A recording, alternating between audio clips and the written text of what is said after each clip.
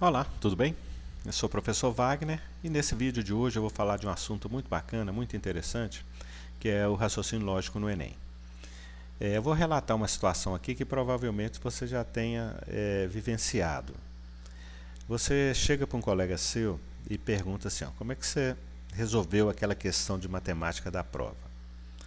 Aí ele vira para você e fala, aquela questão eu resolvi por lógica. E tenta te explicar como é que resolveu a questão. Aí você fica na dúvida que em determinados momentos parece que faz sentido o que ele diz, em outros momentos parece que não tem sentido nenhum. Aí a questão é, será que de fato ele usou lógica para resolver a questão? Onde é que a lógica entra nessa história aí? Bom, uma coisa eu posso te garantir, com certeza ele usou a lógica, usou o raciocínio lógico. Porque a lógica, o campo de atuação da lógica são os contextos argumentativos. Então, se você está diante de uma situação onde você está tentando justificar algo, você está tentando provar alguma coisa, você está fazendo uso da lógica. Porque esse contexto argumentativo é onde a lógica atua.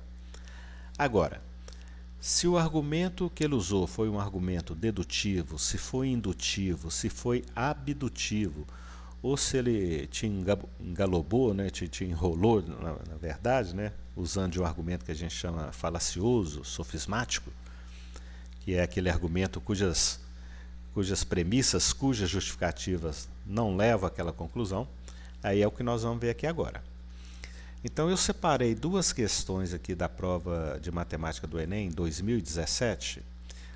Na primeira questão eu vou mostrar onde que um argumento dedutivo se encaixa na resolução da questão e explicar aí as principais características de um argumento dedutivo.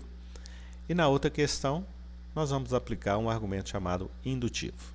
Tá? Eu não vou falar aqui do argumento abdutivo, nem das falácias, nem dos sofismas, porque foge um pouco aqui do objetivo do vídeo. Para o vídeo também não ficar muito grande. Tá? Então vamos lá. Olha. A questão é a de número 156 da prova rosa, que dizia o seguinte, ó. Uma bicicleta do tipo mountain bike tem uma coroa com 3 engrenagens e uma catraca com 6 engrenagens, que combinadas entre si determinam 18 marchas, que é o número de engrenagens da coroa vezes o número de engrenagens da catraca. O número de dentes das engrenagens das coroas e das catracas dessa bicicleta estão listados no quadro. Então, aqui eu tenho as engrenagens, primeira, segunda, terceira, quarta, quinta e sexta, e esse número 46 indica o número de dentes da coroa, 24 o número de dentes da catraca, e assim os demais números. Sabe-se que o número de voltas efetuadas pelas rodas traseiras a cada pedalada é calculado dividindo-se a quantidade de dentes da coroa pela quantidade de dentes da catraca. Durante um passeio em uma bicicleta desse tipo, deseja-se fazer um percurso o mais devagar possível, escolhendo para isso uma das seguintes combinações de engrenagens, coroa versus catraca. Então, nesse quadro aqui, nós temos 5 combinações. O significado disso aqui, ó, primeira versus primeira, é dividir o número de dentes da coroa pelo número de dentes da catraca, pegando a primeira engrenagem das duas. Aqui na combinação 2, primeira versus sexta, eu vou dividir o número de coroas da primeira engrenagem pelo número de catracas da sexta engrenagem, e assim as demais combinações. A combinação escolhida para realizar esse passeio da forma desejada é... Bom, a forma desejada que está querendo aqui é o mais devagar possível. E o mais devagar possível é a menor dessas frações aqui que eu vou obter, né, desses quocientes aqui, dividindo o número de dentes da coroa pelo número de dentes da catraca, porque ela vai me dar o número de voltas. Então, quanto menor for o número de voltas da roda traseira, mais devagar nós vamos andar, né? Bom, então eu vou abrir aqui a solução. Olha lá. Então os resultados aqui são os seguintes, das frações, ó, primeira versus primeira versus sexta, conforme eu expliquei acima, nós vamos ter essas frações aqui. Aí o seu colega chega e fala, eu resolvi assim, ó, eu peguei aqui o 26, que é o menor numerador, o 24, que é o maior denominador, essa aqui é a menor fração, então a combinação 4 vai ser onde eu vou obter o menor número de voltas e onde o percurso vai ser o mais devagar possível. Então, resposta correta, letra D. Ó, correto o raciocínio. Agora, ele usou aqui o argumento que nós chamamos de dedutivo. Esse argumento, as duas principais características desse argumento são as seguintes. Ó. A primeira, o argumento parte de premissas gerais para chegar a uma conclusão particular. Ó, se eu sei que quanto menor o numerador de uma fração, menor é essa fração, e quanto maior é o denominador dessa fração, menor é a fração, então, nesse grupo de frações aqui, essa é a que tem o menor denominador, menor numerador e o maior denominador. Então, eu posso chegar à conclusão particular aqui de que essa fração é a menor de todas. Esse é o argumento dedutivo, essa é a primeira característica do argumento dedutivo. Já a segunda característica de um argumento dedutivo, e a mais importante também, é a seguinte: a conclusão no argumento dedutivo, ela é 100%, ela é necessária. Não tem como chegar a outra conclusão se nós partirmos de premissas verdadeiras. Se existe a inferência, que é aquilo que liga as premissas com a conclusão, se as premissas são verdadeiras e existe essa inferência, a conclusão é necessária, é certa. Já o argumento chamado indutivo, que é o que nós vamos ver na próxima questão, deixa eu abrir aqui a próxima questão, que é a questão de número 144. A questão diz o seguinte, ó. Como não são adeptos da prática de esportes, um grupo de amigos resolveu fazer um torneio de futebol utilizando videogame. Decidiram que cada jogador joga uma única vez com cada um dos outros jogadores.